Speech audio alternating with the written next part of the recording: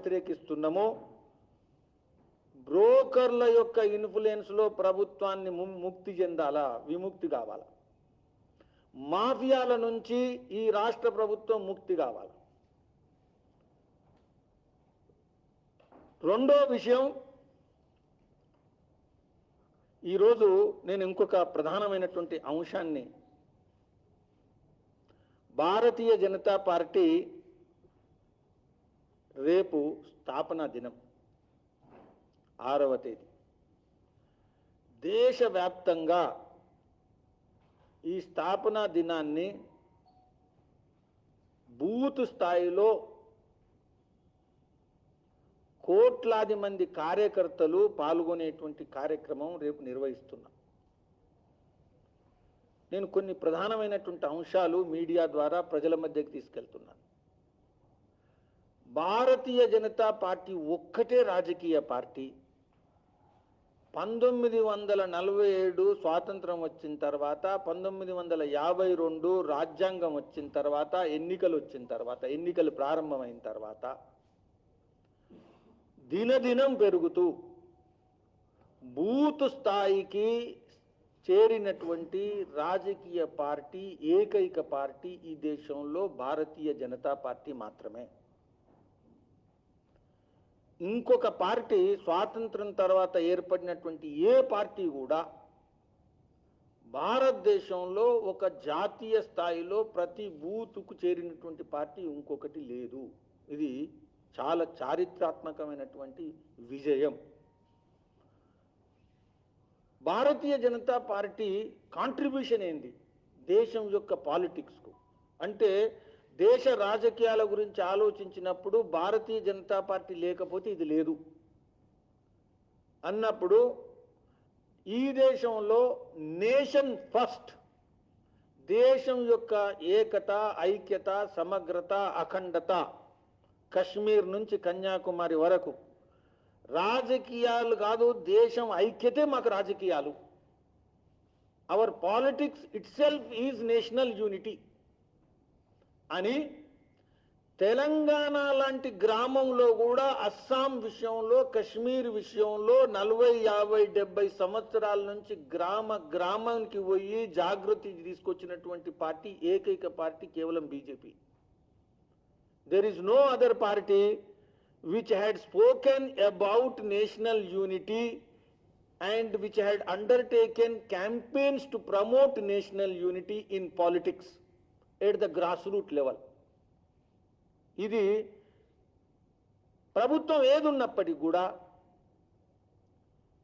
National unity విషయంలో పార్టీలకు అతీతంగా నిలబడ్డటువంటి చరిత్ర కలిగినటువంటి పార్టీ కేవలం BJP. So this is the contribution. మీరు అర్థం చేసుకోండి, దేశ రాజకీయాల్లో దేశ ఐక్యత విషయంలో గ్రామ స్థాయిలో, బూత్ స్థాయిలో నిలబెట్టి పోరాటం చేయగలిగేటువంటి కార్యకర్తలకు జన్మనిచ్చినటువంటి రాజకీయ పార్టీ ప్రపంచంలోనే ఇది ఒక పార్టీ, ఇంకేం లేదు ఎక్కడ. నేషనల్ యూనిటీ విషయంలో ఇంత పెద్ద దేశం, ఇంత పెద్ద జనాభా, ఇన్ని భాషలు, ఇంత వైవిధ్యం అయినా అరుణాచల్ కొస గ్రామం గురించి, గుజరాత్ కొస గ్రామం గురించి, తెలంగాణ, తమిళనాడు కొస గ్రామంలో నిలబడి పోరాటం చేసే కార్యకర్తలను గుర్తించినటువంటి రాజకీయ పార్టీ కేవలం BJP. This is the contribution. So national unity, Shyamaprasad Mukherjee లాంటి బలిదానం, అప్పటి నుంచి ఇప్పటి వరకు we have proved BJP is the only party which works for the national unity and which fights for the national unity and which lives for the national unity and which functions for the national unity. This is the point one. And without BJP you cannot imagine national unity becoming a life of the political life, political activity. రెండవది, ఈ దేశంలో ప్రజాస్వామ్య వ్యవస్థ success కాదు అని Winston Churchill నుంచి అనేక మంది, ఎందుకు సక్సెస్ కాదు? చదువుకోలేదు, కులాలు ఉన్నాయి, వర్గాలు ఉన్నాయి, మతాలు ఉన్నాయి, భాషలు ఉన్నాయి, ఇన్ని ఉన్నటువంటిది ఎక్కడ కూడా ప్రజాస్వామ్యం సక్సెస్ కాలేదు. కాబట్టి ఈ దేశంలో ప్రజాస్వామ్యం సక్సెస్ కాదు. కానీ ప్రజాస్వామ్యం సక్సెస్ అయింది. ప్రజాస్వామ్యం సక్సెస్ అవ్వడంలో భారత ప్రజలు ఎంతైతే రోల్ ప్లే చేసిందో, ఒక పొలిటికల్ పార్టీగా మేజర్ రోల్ ఇంకెవరైనా ఒక పార్టీ ప్లే చేసిందంటే అది భారతీయ జనతా పార్టీ. మీరు ఆలోచించాలా. రెండు విషయాలు ఇక్కడ చెప్తా. ఒకటి, ప్రజాస్వామ్యం విషయంలో అంకిత భావంతో పనిచేయడము, పోరాటం చేయడము, అవసరమైతే జైలుకు వెళ్ళడము, ఎమర్జెన్సీలో ఇందిరాగాంధీకి వ్యతిరేకంగా పోరాటం చేసినటువంటి చరిత్ర కలిగిన పార్టీ. రెండో వైపు కేవలం ప్రజల కోసం, ప్రజల ద్వారా, ప్రజలు కాదు, ప్రజలు ఒకటి కాంట్రిబ్యూట్ చేసినట్లు అయితే BJP in it's party building process we have always followed the democratic systems. ప్రతిసారి అంతర్గత ప్రజాస్వామ్యంలో ఆదర్శవంతమైనటువంటి పార్టీ, నిజానికి దగ్గరగా, సత్యానికి దగ్గరగా, లక్ష్యానికి దగ్గరగా ఉన్నటువంటి ఏకైక రాజకీయ పార్టీ ఈ దేశంలో బీజేపీనే. This is the contribution. మూడవది, వెల్ఫేర్ పాలిటిక్స్ ను దేశవ్యాప్తంగా తీసుకొచ్చింది భారతీయ జనతా పార్టీ. సంక్షేమ రాజకీయాలు. ఈరోజు ఉజాల, ఉజ్వల,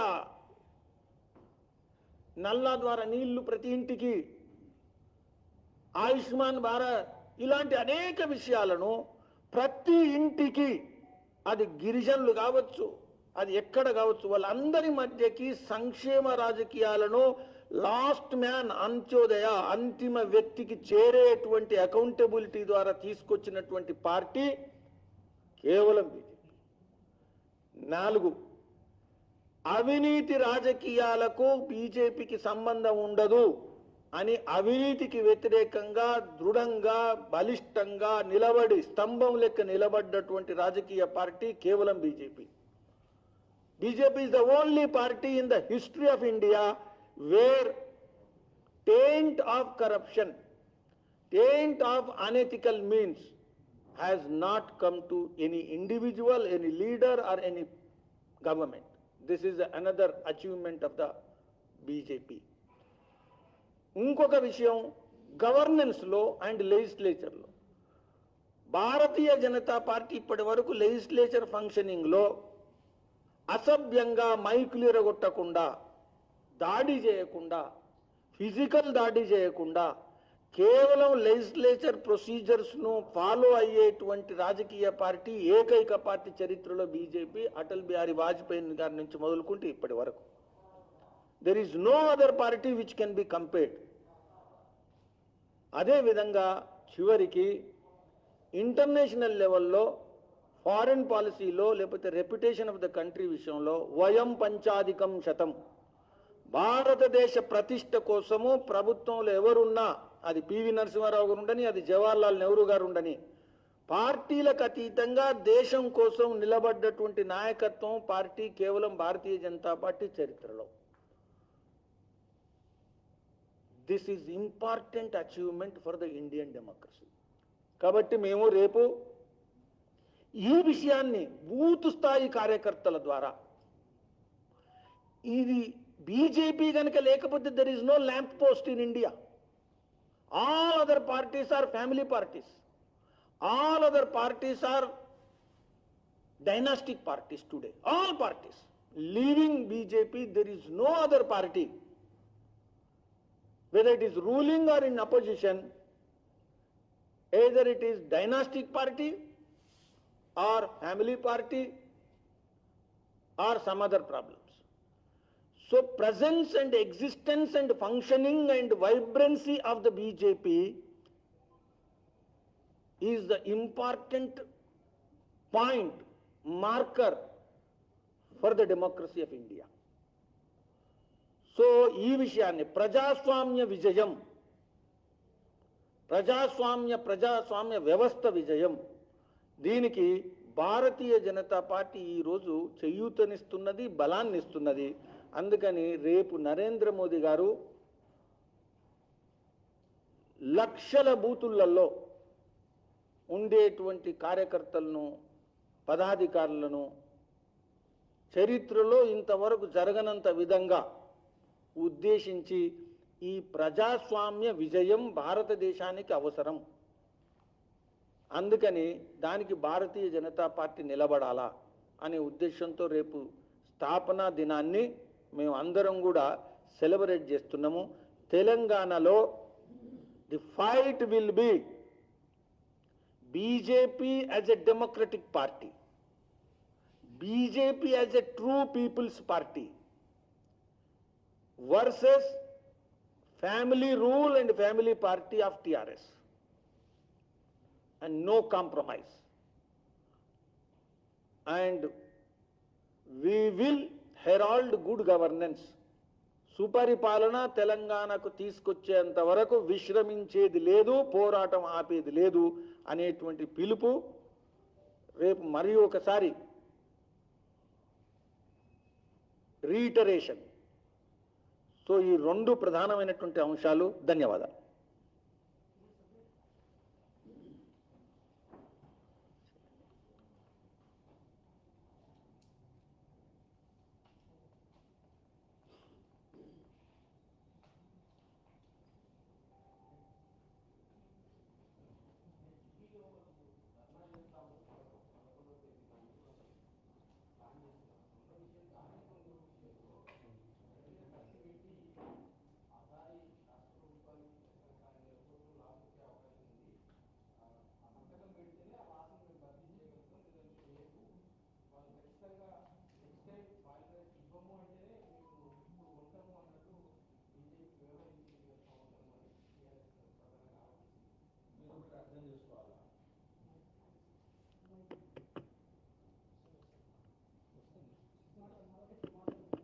మీరు ఒకటి అర్థం చేసుకోవాలా,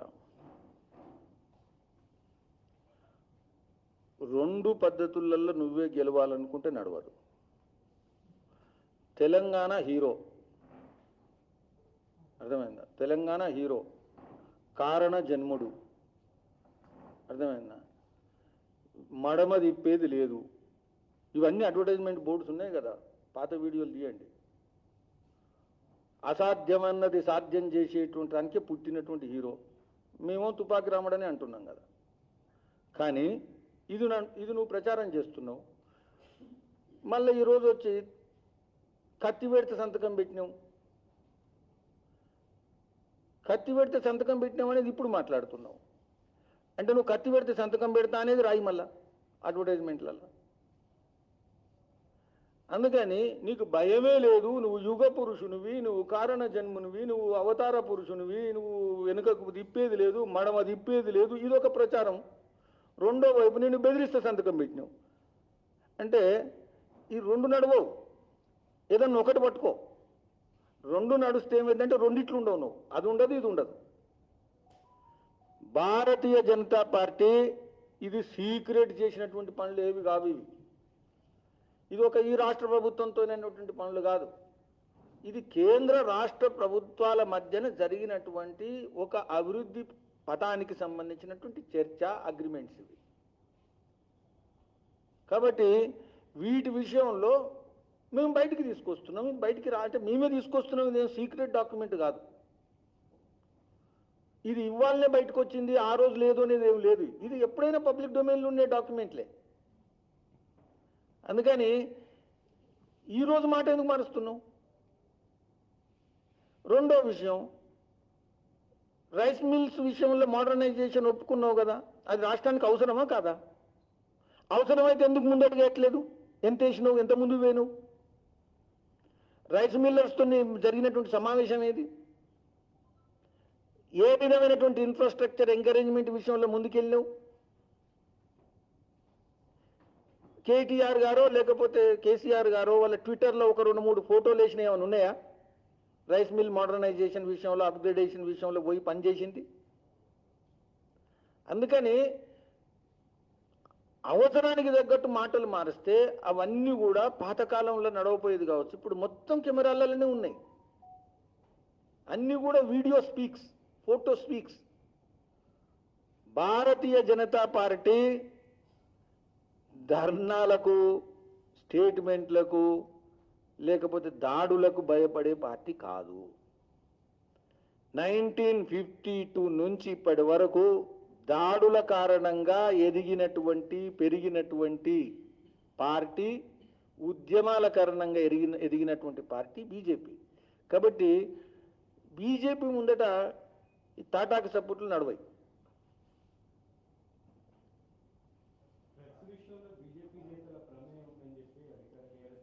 ఏమండి? డ్రగ్స్. ఒక విషయం గుర్తుపెట్టుకోండి, ఇప్పుడు పోలీస్ స్టేషన్ల పోలీసోడు ఆ దొంగ చేయబట్టి దొంగతనాలు నడుస్తున్నాయంటే ఇక వానికి ఏముంది? పోలీస్ స్టేషన్లు ఎందుకు ఉండాలి? నేను అంటున్నది ఏంటంటే, డ్రగ్ ఇన్ఫ్లుయెన్స్ ఏదైతుందో ఇది టీఆర్ఎస్ ప్రభుత్వం తర్వాత పెరిగింది హైదరాబాద్లో. నేను చెప్తున్న ఏంటంటే, దీనిలో ఇంకా లోతుగా పోతే టీఆర్ఎస్ నాయకత్వంకు నెట్వర్క్ నుంచి ఏదైతే లింక్స్ ఉన్నాయో, ముఠాలతో ఉండేటువంటి లింక్స్ ఉన్నాయో అవి కూడా బయటకు వస్తాయి.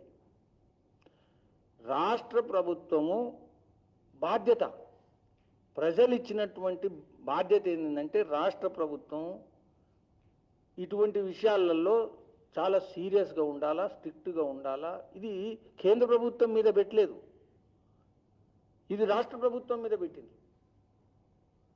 ఈ రాష్ట్ర ప్రభుత్వం సామాన్యంగా, అసాధారణంగా కేంద్ర ప్రభుత్వం అది వేరు, కానీ సాధారణమైనటువంటి పరిస్థితుల్లో ఇది రాష్ట్ర ప్రభుత్వం బాధ్యత. మీరు గుర్తుపెట్టుకోండి, పంజాబ్లో రాజకీయాల్లో మార్పు రాజకీయాల కారణము డ్రగ్స్ ఇన్ఫ్లుయెన్స్. ఇంకొకటి నేను చెప్తున్నా, అది డ్రగ్ మాఫియా కావచ్చు, అది ల్యాండ్ మాఫియా కావచ్చు, అది మైనింగ్ మాఫియా కావచ్చు, మొత్తం మాఫియాలన్నీ కూడా టీఆర్ఎస్ అంబరిల్లా కింద ఉన్నాయి. చాలా స్పష్టం, ఇంకా వేరే ఆలోచన అవసరం లేదు, వేరే చర్చ అవసరం లేదు. దమ్ముంటే భారతీయ జనతా పార్టీ రాష్ట్ర కేంద్ర నాయకత్వము, ఎంపీలు, ఎమ్మెల్యేలు ఎవరైనా డ్రగ్స్తో ఉంటే నీ దమ్ముంటే కేసు పెట్టి తీసుకురా. భారతీయ జనతా పార్టీ వ్యతిరేకించదు వాటికి. కాబట్టి ప్రచారంతో పబ్బం గడుపుకోవాలనుకుంటే ఈ మాఫియాల నుంచి మిమ్మల్ని కాపాడడం సాధ్యం కాదు. భారతీయ జనతా పార్టీ మాఫియాలతో సహా మిమ్మల్ని బయటికి నెట్టేస్తుంది.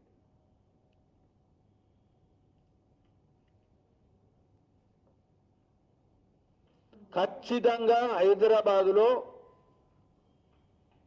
అది ఫిలిం ఇండస్ట్రీ కానీ, అది ఫిలిం ఇండస్ట్రీకి సంబంధం లేకుండా ఉండేటువంటి ఇండస్ట్రీ కానీ, మొత్తంలో కూడా ఏదైతే డ్రగ్ మాఫియా ఏదైతుందో అది బయటకు వచ్చింది చాలా తక్కువ.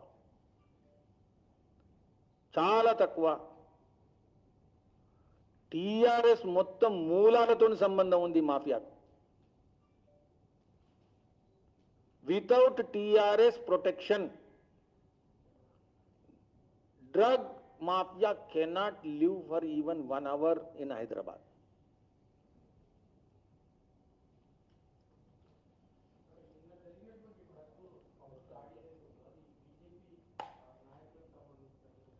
చిన్న విషయాలు మాట్లాడతారు. ఇప్పుడు బీజేపీ ఆఫీస్ ఇక్కడనే ఉంది, సెంట్రల్లో ఉంది, బూతులలో ఉంది. ఎవరు ఆపుతున్నారు నిన్ను? మేమేమన్నా నువ్వు బీజేపీ కాబట్టి విడిచిపెట్టు అని మీ ద్వారా చెప్పాలనా? చెప్పినామా ఎప్పుడన్నా? దద్దమ్మ మాటలు మాట్లాడితే లాభం బయట ప్రచారం చేసుకోవడానికి. దీన్ని చెప్పిన ఇంతకన్నా ఎక్కువ అవసరం లే. Without TRS government and it's leadership protection, sustaining the drug business for even 1 hour is not possible and would not have been possible. And TRS is squarely responsible for the drug mafia's grip on Telangana and Hyderabad. విశేషంగా హైదరాబాద్లో ఈ పాపం ఏదైనా ఉంటే అది మొత్తం TRS నాయకత్వానికే. ఇది పాపం. It is not just crime. ఇది నేరం కాదు, ఇది పాపం. నేరం కన్నా అడిషనల్ ఇది పాపం. ఈ పాపానికి బాధ్యత టీఆర్ఎస్ ప్రభుత్వ నాయకత్వాందే. Thank you.